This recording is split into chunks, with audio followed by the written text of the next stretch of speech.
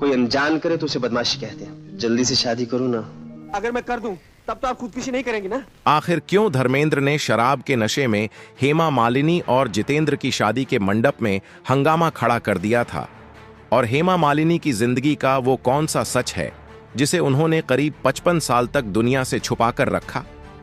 आज की कहानी सिर्फ एक अभिनेत्री की नहीं, बल्कि भारतीय सिनेमा की उस ड्रीम गर्ल की है जिसने पर्दे पर करोड़ों दिल जीते, लेकिन पर्दे के पीछे उसकी जिंदगी आंसू, दर्द और अकेलेपन से भरी रही।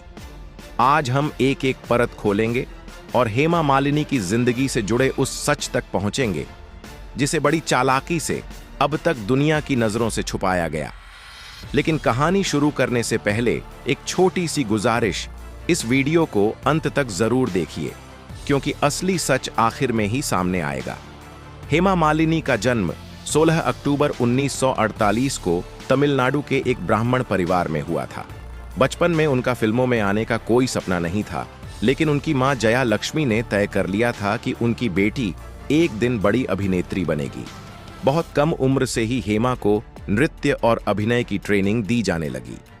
धीरे धीरे पढ़ाई पीछे छूटती चली गई और लाइमलाइट उनकी नई मंजिल बन गई। 12वीं कक्षा के दौरान ही उनकी पढ़ाई छुड़वा दी गई और चेन्नई में उन्हें पूरी तरह डांस और एक्टिंग की दुनिया में झोंक दिया गया। जिस उम्र में उन्हें बचपन जीना था, उसी उम्र में उन्हें फिल्मी दुनिया की सख्त प्रतिस्पर्धा का सामना करना पड़ा। साल 1968 में उन्हें एक तमिल फिल्म में बतौर डांसर काम मिला। तब उनकी उम्र महज 15 साल थी। इसके बाद भी उन्हें छोटे मोटे रोल ही मिलते रहे। इसी दौरान उनकी जिंदगी में एक ऐसा अपमान आया जिसने उनकी सोच ही बदल दी। मशहूर तमिल निर्माता श्रीधर ने स्क्रीन टेस्ट के दौरान सबके सामने कह दिया कि यह लड़की हीरोइन बनने लायक नहीं है और कभी लीड रोल नहीं कर पाएगी। यह सुनकर हेमा अंदर से टूट गईं और रोती हुई घर लौट आईं। उसी दिन उन्होंने फैसला कर लिया कि अब तमिल सिनेमा नहीं, बल्कि बॉलीवुड में जाकर खुद को साबित करेंगी। और फिर किस्मत ने करवट ली। राज कपूर की फिल्म सपनों का सौदागर 1968 में उन्हें लीड रोल मिला और हेमा मालिनी रातों रात स्टार बन गईं। जिन लोगों ने कभी उन्हें नकारा था, वही उनकी कामयाबी को सलाम करने लगे। इसके बाद हेमा मालिनी ने एक के बाद एक हिट फिल्में दी और जल्द ही अपने द्वार की सबसे बड़ी अभिनेत्री बन गईं। उस समय बॉलीवुड के लगभग हर बड़े अभिनेता उनके दीवाने थे। यहाँ तक कि अपने रौब के लिए मशहूर राजकुमार ने भी उन्हें शादी का प्रस्ताव दिया, लेकिन हेमा ने साफ मना कर दिया। यहीं से उनकी जिंदगी की असली कहानी शुरू होती है, चमक से नहीं बल्कि दर्द से लिखी हुई। इसी दौर में उन्होंने संजीव कुमार के साथ कई फिल्में की। संजीव कुमार उन्हें दिल से चाहते थे। कहा जाता है कि जब हेमा ने उनका प्रस्ताव ठुकरा दिया तो उन्होंने अपने हाथ पर हेमा का नाम तक गुदवा लिया। लेकिन यहां भी मां की सोच आड़े आ गई। हेमा की मां चाहती थीं कि उनकी बेटी फिल्मों में काम करती रहे, जबकि संजीव कुमार के परिवार की शर्त थी कि शादी के बाद हेमा अभिनय छोड़ दें। इसी टकराव ने दोनों को दूर कर दिया, वरना शायद बसंती ठाकुर संजीव कुमार के घर की बहू बन ही जाती। बाकी सभी हीरो एक तरफ और धर्मेंद्र एक तरफ। शोले से पहले ही धर्मेंद्र और हेमा मालिनी की मुलाकात हो चुकी थी। कई फिल्मों में साथ काम करते करते दोनों के बीच नजदीकियां बढ़ने लगीं। धर्मेंद्र उस वक्त शादीशुदा थे और 4 बच्चों के पिता भी। फिर भी हेमा के प्यार में बेतहाशा डूबते चले गए। हेमा भी उनकी शख्सियत और अंदाज से प्रभावित थीं। रिश्ता इतना गहरा हो गया कि धर्मेंद्र अपनी पहली पत्नी और बच्चों को नजरअंदाज करने लगे। इसी बीच जितेंद्र भी हेमा मालिनी के काफी करीब आ चुके थे। हेमा के परिवार को जितेंद्र ज्यादा बेहतर विकल्प लगते थे। सफल, आर्थिक रूप से मजबूत और शादी को लेकर पूरी तरह गंभीर। बात यहां तक पहुंच गई कि हेमा और जितेंद्र की शादी की तारीख तक तय हो गई। लेकिन जैसे ही धर्मेंद्र को यह खबर मिली, वह गुस्से में उस जगह पहुंच गए जहां शादी की बातचीत चल रही थी। उन्होंने जितेंद्र की गर्लफ्रेंड को भी वहां बुला लिया। मामला इतना बिगड़ा कि तय होती शादी टूट गई। इसके बाद हेमा ने जितेंद्र से पूरी तरह दूरी बना ली और धर्मेंद्र के और करीब आ गईं। साल 1978 में हेमा मालिनी के पिता का निधन हो गया। वह कभी नहीं चाहते थे कि उनकी बेटी किसी शादीशुदा आदमी से विवाह करे, लेकिन उनके जाने के बाद यह आखिरी रोक भी हट गई। हेमा ने धर्मेंद्र के साथ जिंदगी बिताने का फैसला कर लिया। मगर धर्मेंद्र की पत्नी प्रकाश कौर ने तलाक देने से साफ इनकार कर दिया। हिंदू रीति रिवाजों से शादी संभव नहीं थी, तो दोनों ने वो कदम उठाया जिसने पूरे देश को चौंका दिया। शादी के लिए दोनों ने इस्लाम धर्म कबूल किया। धर्मेंद्र बने दिलावर खान और हेमा मालिनी बनी आयशा। इसके बाद दोनों ने निकाह कर लिया, लेकिन निकाह के बाद भी मुश्किलें खत्म नहीं हुईं। धर्मेंद्र ने न अपनी पहली पत्नी को छोड़ा और न ही हेमा को पूरी तरह अपने घर में जगह दी। बस दोनों के लिए अलग अलग घर का इंतजाम कर दिया गया। एक तरफ प्रकाश कौर और उनके 4 बच्चे, दूसरी तरफ हेमा मालिनी और उनकी बेटियां ईशा और आहना। धर्मेंद्र की जिंदगी मानो 2 स्टेशनों के बीच चलती ट्रेन बन गई। चलती तो रहती है, मगर कहीं टिक कर रुकती नहीं। जिस अपनापन और सम्मान की उम्मीद के साथ हेमा ने निकाह किया था, वह सपना अधूरा ही रह गया। रस्में पूरी हुई, नाम बदल गए, लेकिन समाज में एक पत्नी को जो मुकाम मिलना चाहिए था, वह उन्हें कभी नहीं मिला। यही उनकी जिंदगी का सबसे दर्दनाक सच था। कभी दिन एक घर में तो कभी रात दूसरे घर में। रिश्ते ऐसे हो चुके थे जैसे शीशा बीच से टूट गया हो। 2 टुकड़े जो अलग रहते हुए भी हर पल चुभते रहते हैं। हेमा चाहती थीं कि धर्मेंद्र उन्हें खुले तौर पर अपनाए, दुनिया के सामने कहें, हाँ, यही मेरी पत्नी है, लेकिन वह कभी इतनी हिम्मत नहीं जुटा पाए। प्रकाश कौर ने साफ कह दिया था कि वह तलाक नहीं देंगी और अपना घर टूटने नहीं देंगी। धीरे धीरे हेमा मालिनी और अकेली होती चली गईं। एक तरफ प्यार था, दूसरी तरफ समाज की बातें और रिश्तों की बेड़ियां। लोग कहते थे कि हेमा ने किसी का घर तोड़ा, लेकिन शायद ही किसी ने यह समझा कि हेमा खुद अंदर से कितनी बुरी तरह टूट चुकी थी। इसी दौरान ईशा और आहना बड़ी होने लगी। ईशा देओल के जन्म के वक्त धर्मेंद्र मौजूद थे, लेकिन फोटो खिंचवाते समय उन्होंने जानबूझकर अपना चेहरा छुपा लिया। डर था कि अगर तस्वीर छप गई तो पहली पत्नी के बच्चे सवाल करेंगे। लेकिन सबसे गहरा जख्म मां के दिल में ही उतरता है। यही वजह रही कि हेमा ने अपनी दोनों बेटियों की परवरिश लगभग अकेले की। उधर सनी और बॉबी देओल भी बड़े हो रहे थे। सनी इस पूरी स्थिति से बेहद नाराज थे। उन्हें लगता था कि उनकी मां ने कोई गलती नहीं की, फिर भी उन्हें पूरा प्यार नहीं मिला। जिस पिता को वह भगवान मानते थे, वही उनकी मां को दर्द दे रहा था। मां की आंखों से रोज गिरते आंसू सनी के भीतर गुस्सा भरते चले गए। मीडिया ने आग में घी डाल दिया। खबरें उड़ी कि धर्मेंद्र ने पहली फैमिली को छोड़ दिया है। तनाव बढ़ा और एक रात अफवाह फैली कि सनी देओल गुस्से में चाकू लेकर हेमा मालिनी के जुहू वाले बंगले तक पहुंच गए। पूरी इंडस्ट्री हिल गई, लेकिन सच्चाई कुछ और ही थी। प्रकाश कौर ने साफ कहा, मेरा बेटा इमोशनल है, अपराधी नहीं। सनी वहां टूटे हुए पहुंचे थे, हमला करने नहीं। न कोई चाकू था, न कोई वार, बस सनसनी थी। लेकिन उस एक रात ने दोनों परिवारों के बीच सालों की दीवार खड़ी कर दी। किसी पार्टी में हेमा आती तो सनी दूसरी दिशा में मुड़ जाते। अवार्ड शो में आमने सामने होने पर खामोशी बोलने लगती। न बहस, न नफरत, सिर्फ ठंडी चुप्पी। 1992 में जब हेमा मालिनी फिल्म दिल आशना है डायरेक्ट कर रही थीं और डिंपल कपाड़िया हीरोइन थीं, उस वक्त डिंपल और सनी के रिश्ते चर्चा में थे। एक दिन डिंपल घबरा गईं और सनी सेट पर पहुंच गए। माहौल अचानक तनाव से भर गया। तभी हेमा मालिनी आगे बढ़ीं और शांत आवाज में बोलीं, सनी, परेशान मत हो, डिंपल मेरी जिम्मेदारी है। उस एक पल में सनी ने पहली बार महसूस किया कि हेमा वैसी नहीं थी जैसी तस्वीर उनके मन में सालों से बनाई गई थी। फिर भी दूरियां पूरी तरह कभी नहीं मिट पाईं। कहा जाता है कि सनी और बॉबी ने ईशा और आहना को कभी बहन के रूप में स्वीकार नहीं किया। ईशा देओल की शादी में भी देओल परिवार के दोनों बेटे शामिल नहीं हुए। बड़े फंक्शन हो या पारिवारिक मौके, दोनों परिवार हमेशा अलग अलग ही नजर आए। उधर हेमा मालिनी का फिल्मी करियर भी धीरे धीरे ढलान पर आने लगा। उम्र बढ़ रही थी, नए चेहरे सामने आ चुके थे। हालात ऐसे बने कि उन्हें रामकली जैसी बी ग्रेड फिल्म करनी पड़ी, सिर्फ पैसों की मजबूरी में।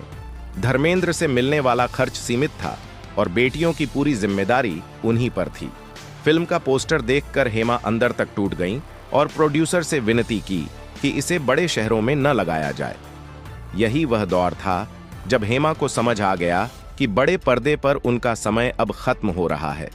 उन्होंने अभिनय से हटकर प्रोडक्शन का रास्ता चुना और दिल आशना है बनाई। लेकिन यह फिल्म भी फ्लॉप हो गई। भारी आर्थिक नुकसान हुआ और यह अध्याय भी अधूरा ही रह गया। इसके बाद हेमा ने टीवी शोज, स्टेज परफॉर्मेंस और नूरपुर जैसे सीरियल्स की ताकि जिंदगी किसी तरह आगे बढ़ सके। लेकिन अब उनकी जिंदगी का सबसे दर्दनाक दौर शुरू हो चुका था। उस उम्र में इंसान को शोहरत नहीं, बस साथ चाहिए, कोई जो पास बैठकर दो बातें कर ले। मगर धर्मेंद्र ज्यादातर समय अपनी पहली फैमिली के साथ रहते थे। त्योहारों या खास मौकों पर ही उनका आना होता। जिस उम्मीद के साथ हेमा इस रिश्ते में आई थीं, वह कभी पूरी नहीं हो पाई। वह चाहती थीं कि धर्मेंद्र खुलेआम कहें, ये मेरी पत्नी है, ये मेरी बेटियां हैं। लेकिन धर्मेंद्र हमेशा यही सोचते रहे कि कहीं पहला घर न टूट जाए, बच्चे नाराज न हो जाएं।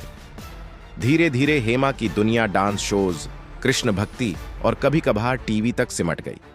बाहर नाम था, पहचान थी, लेकिन चमक नहीं थी। रिश्ता था, मगर पति का वक्त नहीं।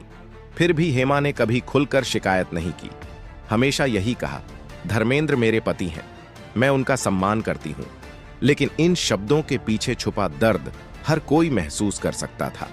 सच्चाई यही थी कि धर्मेंद्र कभी पूरी तरह सिर्फ उनके नहीं हो पाए। वक्त के साथ जब बेटियां भी अपनी अपनी जिंदगी में व्यस्त हो गईं, तो हेमा अक्सर खाली घर में बैठकर सोचती, जिंदगी कब और कैसे निकल गई। अंत में साथ में बस दो बेटियां और कुछ यादें रह गईं, जो कभी मुस्कान देती तो कभी आंखें नम कर जाती। बड़े इवेंट्स और अवार्ड शोज में अक्सर देखा गया कि धर्मेंद्र अपने पहले परिवार सनी और बॉबी के साथ नजर आते और हेमा मालिनी अकेली खड़ी दिखाई देती। इंडस्ट्री जानती थी कि ड्रीम गर्ल की जिंदगी बाहर से जितनी चमकदार है, अंदर से उतनी ही तन्हा। और फिर वह दिन आया जिसने सब कुछ और साफ कर दिया। धर्मेंद्र के निधन के बाद पूरी दुनिया ने देखा कि हेमा मालिनी सच में कितनी अकेली रह गई थीं। हैरानी की बात यह थी कि उनके निधन की खबर तक हेमा और उनकी बेटियों को सीधे नहीं दी गई। अंतिम विदाई और प्रेयर मीट में भी उन्हें पराया समझा गया। यही था वो सच जिसे ड्रीम गर्ल ने सालों तक मुस्कान के पीछे छुपा कर रखा। मुंबई के ताज लैंड्स एंड होटल में हुई प्रेयर मीट में पूरा बॉलीवुड उमड़ पड़ा। अमिताभ बच्चन, सलमान खान, रेखा, सनी और बॉबी सब मौजूद थे। लेकिन इतनी बड़ी भीड़ में ड्रीम गर्ल कहीं दिखाई नहीं दी। न हेमा मालिनी, न ईशा, न आहाना। सोशल मीडिया पर सवालों की बाढ़ आ गई। क्या एक पत्नी अपने पति की अंतिम प्रार्थना सभा में भी शामिल नहीं हो सकती? कुछ समय बाद सच्चाई सामने आई। उन्हें बुलाया ही नहीं गया था। न कोई बुलावा, न कोई सूचना। यह सिर्फ अनदेखी नहीं थी, बल्कि एक साफ संदेश था कि उन्हें परिवार का हिस्सा नहीं माना गया। सालों से चली आ रही दूरियां उस दिन भी दीवार बनकर खड़ी रहीं। उस दिन हेमा मालिनी अपने घर में चुपचाप बैठी रहीं। उन्होंने अलग से शोक सभा रखी। गीता पाठ हुआ, भजन गूंजे, माहौल शांत था। कुछ गिने चुने लोग आए, लेकिन देओल परिवार से कोई नहीं पहुंचा। यहीं से सब समझ गए, धर्मेंद्र के जाने के बाद भी रिश्तों की दूरी खत्म नहीं हुई, बल्कि और साफ हो गई। हेमा ने अपने पति के लिए दीप जलाए, भजन गवाए और आंखों में आंसू लिए उन यादों को जिया जो अब कभी लौट कर नहीं आने वाली थीं। उधर सनी और बॉबी पूरी तरह खामोश रहे, न बयान न सफाई। शायद उन्हें भी लगा कि अब कुछ कहने से कुछ बदलेगा नहीं। और यही इस कहानी का सबसे कड़वा सच है। ड्रीम गर्ल ने पूरी जिंदगी सम्मान तो पाया, लेकिन साथ बहुत कम। कुछ दूरियां ऐसी होती हैं जो वक्त के साथ नहीं, बल्कि मौत के बाद भी खत्म नहीं होती। जिस इंसान की वजह से ये दूरियां बनी थीं, वही अब इस दुनिया में नहीं था। लेकिन उसके जाने के बाद भी जब दोनों परिवार एक नहीं हो पाए, तो साफ हो गया, यह दूरी अब हमेशा के लिए दूरी ही रहेगी। धर्मेंद्र के बाद हेमा मालिनी की जिंदगी सवालों, उलझनों और तन्हाई से घिर गई। लोग आज भी पूछते हैं, आखिरी वक्त में दोनों एक क्यों नहीं हुए? लेकिन यह सवाल अब अधूरा ही रहेगा, क्योंकि जवाब देने वाला शख्स अब इस दुनिया में नहीं है। जरा सोचिए, एक औरत जिसने अपनी जिंदगी का सबसे निजी और सबसे कठिन हिस्सा एक ऐसे आदमी के साथ बिताया जिसके लिए उसने कई रिश्ते तोड़े, 4 बच्चों के पिता से रिश्ता जोड़ा, उसी आदमी की अंतिम विदाई में उसके लिए कोई जगह नहीं थी। 2 बेटियां जिन्होंने अपने पिता को सब कुछ माना, उन्हें भी आखिरी अलविदा कहने का हक नहीं मिला। इससे बड़ी विडंबना क्या हो सकती है? दुनिया धर्मेंद्र को महान इंसान कहती रही, लेकिन उनकी दूसरी पत्नी और बेटियां उनके अंतिम सफर में शामिल तक नहीं हो सकीं। सवाल उठे, क्या अंतिम यात्रा भी पारिवारिक खटास का हिस्सा बन सकती है? क्या एक पत्नी को अपने पति को अंतिम प्रणाम करने का हक भी नहीं? यह चर्चाएं भी हुईं कि हेमा मालिनी को धर्मेंद्र के निधन की खबर जानबूझकर देर से दी गई ताकि वह अंतिम विदाई या किसी प्रक्रिया का हिस्सा न बन सकें। कहा गया कि परिवार चाहता था कि हर फैसला उन्हीं के दायरे में रहे। 11 दिसंबर को दिल्ली में हेमा मालिनी ने धर्मेंद्र की शोक सभा रखी। उस दिन वह सिर्फ एक पत्नी नहीं थी, बल्कि सालों से दबे दर्द के साथ खड़ी एक औरत थीं। बोलते वक्त उनकी आवाज भर आई, आंसू थम नहीं रहे थे।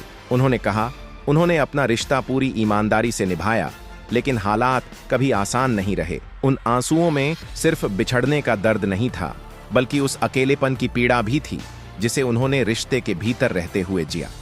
इधर सनी देओल अपने पिता के फैसलों से हमेशा नाराज रहे, लेकिन जिंदगी का विरोधाभास देखिए। जिस दर्द को उन्होंने अपनी मां के जरिए देखा, वही गलती उन्होंने खुद दोहराई। शादीशुदा होते हुए भी सनी का रिश्ता डिंपल कपाड़िया से सालों तक चला। कहा जाता है कि इस रिश्ते ने राजेश खन्ना को अंदर तक तोड़ दिया। एक तरफ सनी उस इंसान से नाराज थे जिसने उनकी मां का घर उजाड़ा। 45 साल हेमा मालिनी ने ऐसे रिश्ते में गुजार दिए जहां प्यार था, नाम था, लेकिन पूरा साथ कभी नहीं मिला। दिन में धर्मेंद्र उनके साथ होते और रात पहली पत्नी के पास लौट जाते। हर रात एक औरत का खुद को अकेला पाना, यह दर्द शब्दों में नहीं समाता। प्रकाश कौर के पास भरा पूरा परिवार था और हेमा के हिस्से में आईं 2 बेटियां और खामोश रातें। सच यह भी है कि धर्मेंद्र खुद भी इन सालों में अंदर से टूट चुके थे। वे रिश्तों को निभाना चाहते थे, लेकिन अधूरे फैसलों ने कई रिश्तों को कमजोर कर दिया। धर्मेंद्र के जाने के बाद वह संतुलन भी टूट गया। हेमा बस इंतजार ही करती रही कि शायद एक दिन वह पूरी तरह उनके होंगे, लेकिन यह इंतजार ही बनकर रह गया। यह कहानी सिर्फ एक स्टार की नहीं है, यह उस औरत की कहानी है जिसने प्यार किया, निभाया और ताउम्र खामोशी ओढ़े रखी। अब सवाल आपसे है, क्या हेमा मालिनी के साथ नाइंसाफी हुई? अपनी राय कमेंट में जरूर बताइए। वीडियो पसंद आए तो लाइक करें और चैनल को सब्सक्राइब करना ना भूलें। धन्यवाद।